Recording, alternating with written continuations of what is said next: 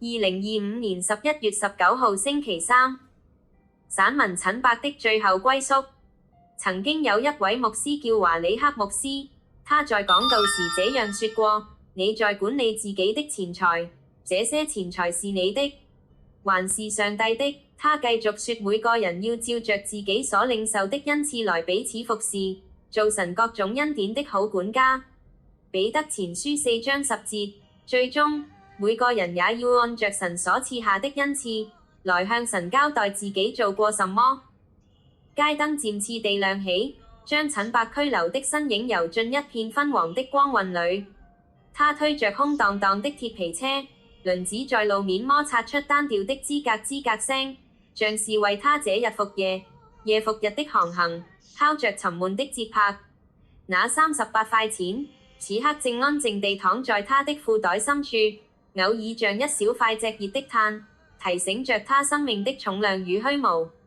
他下意識地摸了摸那些硬幣，指尖又偶爾傳來一陣金屬涼意，這竟讓他想起在很久以前，在某個教堂門口，依稀有人遞給他的一本袖珍版本的聖經，那冰涼而光滑的紙頁，也曾傳來一陣涼意。那本黑色封皮的聖經，如今也許被遺忘在某一個角落裡去，與他的人生一樣，也許被蒙上了一層灰塵，也許已被人掉進了垃圾池裡的底層，也許曾被某人拾起，打了開來閱讀它，並享受着神話語的微溫。然而，就在這無邊的暮色與漸起的晚風中，這一句早已模糊了的聖經金句，突然浮上陳伯的心頭：虛空的虛空，凡事都是虛空。傳道書1章2節。年輕時，他讀到這話，只覺得全都是危言聳聽的嚇人謊話。那時候的他，身邊滿是女人、佳肴、美酒與喧囂，何來虛空之理？如今，這11個字卻像一枚枚精準的釘子，狠狠地錘入了他這蒼老的餘生。陳伯的一生，不就是這句話最赤裸裸的寫照嗎？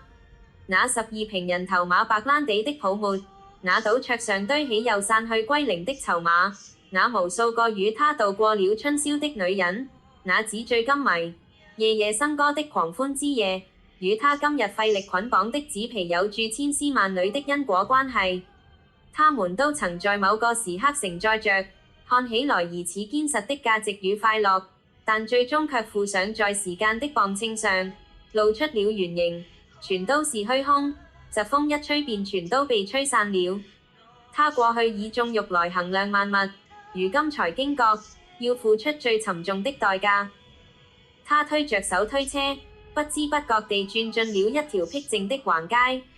街的盡頭是一間小小的教堂，彩色的玻璃窗在夜色中透出溫柔而寧靜的光。隱約地有詩歌聲傳來，那旋律正是奇異恩典。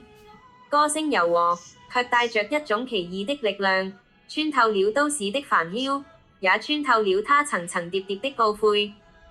歌詞飄進了陳伯的耳光，他停下了腳步，怔怔地望着那線透光的門。恩典，他這一生彷彿一直在遠離，遠離了這恩典，遠離了安逸，遠離了節制。他一直以為自己在征服，在建造屬於自己的江山，誰知道到頭來才發現，自己只不過是在虛空的曠野裡打轉。陳伯想起一個關於浪子的故事，他記得那個小子在分了家產後，便往遠方去，任意放蕩，耗盡家財，最終窮苦起來，去放豬，甚至恨不得拿豬所吃的來充飢。這故事與他是何等的相似？陳伯不就是那個往遠方去的小子嗎？那故事裡的父親卻每日也在盼望兒子回來，便動了慈心，跑去尋找他，抱着他的頸項和肩膀，撫平了他的哀傷，並帶領了他回家。神會看見我嗎？陳伯喃喃自語，在混濁的眼眶裡，竟泛起一層罕見的溫潤的淚光。他這艘在塵世中擱了淺的破船，這座移動的孤獨的島嶼，是否也有一個港口在為他等待嗎？這個念頭比他這一天撿拾得到的所有紙皮都顯得沉重。他停下了腳步，站在教堂的門外，讓那歌聲與光影將自己包裹。良久，他深深地吸了一口氣，把那鐵皮車推到教堂門外的一旁，順道便推門進入了教堂，因為他知道是時候在餘生下向神懺悔了，總要為他的一生所做的一切來向神作個交代。他知道今晚他在交代了之後，明天的他依然要面對那40塊錢的飯錢，依然要與浸水的紙皮搏鬥。步出了教堂，他整個人像是輕鬆了，因為他知道在未來的日子裏，他的餘生目標是為了什麼。他推着空車，走進更深的夜色裏，身後的教堂詩歌和琴聲響起，與城市裏的車聲交織着，彷彿在為他這未完的、充滿了傷痕的歸途低聲伴着奏。生活的重擔是紙皮的，是虛空的，但或許也將是救贖的開始。全篇文章配樂奇異恩典。